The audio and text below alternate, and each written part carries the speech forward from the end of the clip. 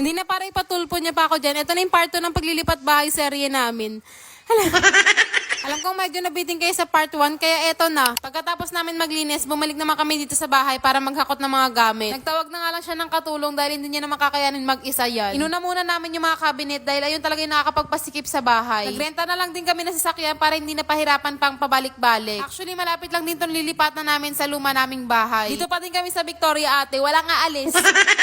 So, ayun na nga, bakit nga ba tayo napalipat ng biglaan? Kung talagang nanonood ka sa akin, alam mo kung gaano kadaming gamit yung nadadagdag sa araw-araw. Kung tutuusin, nagbawas pa talaga ako niyan, ate. Dahil hindi ko rin naman na-expect na mapapalipat ako ng ganung kabilis lang. Halos sa labas na lang kami matulog, ate, dahil sa mga gamit namin. Pero sobrang thankful ko talaga dahil nararanasan ko na yung ganito. Kung dati pa nga kayo nakasubaybay sa akin, alam nyo kung paano ako nagsimula. Yung mga dating pangarap na gamit ko lang, talagang binibigay sa akin ni Lord. At masigit pa doon yung binibigay niya. Maraming nga nagsasabi sa akin, bakit daw hindi na lang kumuha ng sanlang tira o kaya naman rent to own. Ate, sa tingin nyo ba, magtitiis ako sa buong bayarin kung meron naman akong pansanlang tira? Ate, wala. Hindi naman porkit nagbablog, eh mayaman na talaga. Gamit lang po ang dumadami sa akin, hindi ang pera. Okay?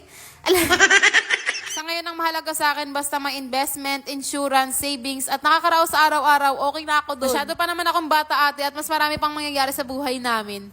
Charas! Malay nyo naman sa next na lipat namin, sariling bahay ko na. Hindi pa naman ako masyadong nagmamadali at ini-enjoy lang ang ganitong buhay. Basta binibless tayo ni Lord, maging blessing din tayo sa ibang tao. Siguro nga kung hindi ako naging mabait, maging palabigay sa pamilya, siguro nga may pangsanlang tira na tayo. Hala. Ate, kasi naman marami din akong obligasyon sa buhay kaya hindi rin ganun kalaki yung ipon namin. Pero soon darating din tayo sa pagpapatayo ng sariling bahay. Kabog! Pero ngayon, samahan niyo na muna ako ma-stress sa paglilinis na yan. Hindi ko talaga alam kung paano at kung saan tayo magsisimula. So, i-transition na natin yan. Kinabukasan ganap na agad. At hindi ko talaga kayang magpahinga ng makalat ang bahay. Kaya kagabi, nice talaga muna namin. Early ko nagising today dahil nga feel na feel ko yung bago kong bahay. Dahil may kwarto na kami, anytime pwede na ako maglinis ng sala at kusina. Buti na nga lang may ganitong gate para kahit papano may privacy pa rin. Lahat nga ng mga gamit ko sa ilalim ko na muna nilagay. Bala ko nga nalagyan niya ng kortina pero hindi pa kasi nadating. Dahil nga biglaan lang tong lipat namin, tsaka lang ako nag-order ng mga kailangan. Hindi na ako nag-request ng iba dahil dagdag pa sa trabaho. At itambak na nga yung gawain ko, dadagdagan ko pa, ganon. Finally nga ngayon makakapaglinis na ako sa sala nang may katahimikan. Alam niyo yung feeling na doon lang sila sa kwarto tapos ikaw tamang linis lang dyan sa sala. Yung mas maaga ka nang magigising kasi may oras ka na para maglinis. Feel ko na nga rin ng pagkakape ngayon dahil may bago na akong painitan. Ate, alam niyo, hindi ako mahilig sa kape. Ngayon ko lang nahihiligan. Alam niyo ba, isa sa excited ako dito sa bahay, ang pagde-decorate talaga ngayong Pasko. Abangan niyo talaga ang pagde-decorate ni ate girl dahil ibobongga niya yan. Excited na ako magkabit ng mga Christmas decoration. Ako lang ba? Wala pang bare months, ate. Sobrang excited mo naman. Mas advance ka pa kay Santa Claus. At isa pa sa pangarap ko ang sanang matupad bago matapos yung taon na to ang magkaroon ng sofa. Yung tipong complete set na talaga ate sa bahay. Kaya sa may mga gusto magpa-promote dyan ng furniture, baka naman.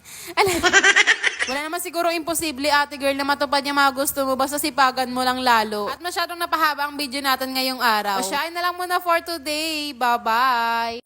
1,920. Nanalo tayo ng higit 10,000. Eh guys, bago ako pinagkakalibangan ng laro at ito yung Paldo Plus. At kapag nakapag-register at cash in na kayo, andyan yung lahat ng laro. Ito yung favorite kong laruin, etong Super Ace. Technique lang dyan, nagbabay bonus ako. And then, ayan, tatlong scatter na agad yung lalabas dyan. Ganun lang kadali. And paalala lang, bawal laruin ng mga bata. Laruin lang kapag may extrang pera. 1,600! Unang bigay ate, 1,600 agad. Sundan mo pa yan, 800. 960. 1,920. 200.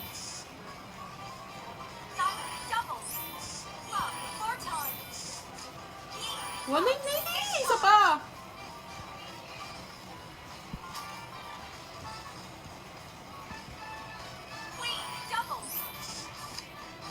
800. Isa pa.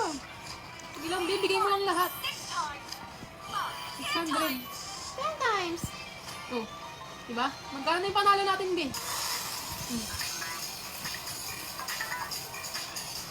Nanalo tayo ng higit 10,000.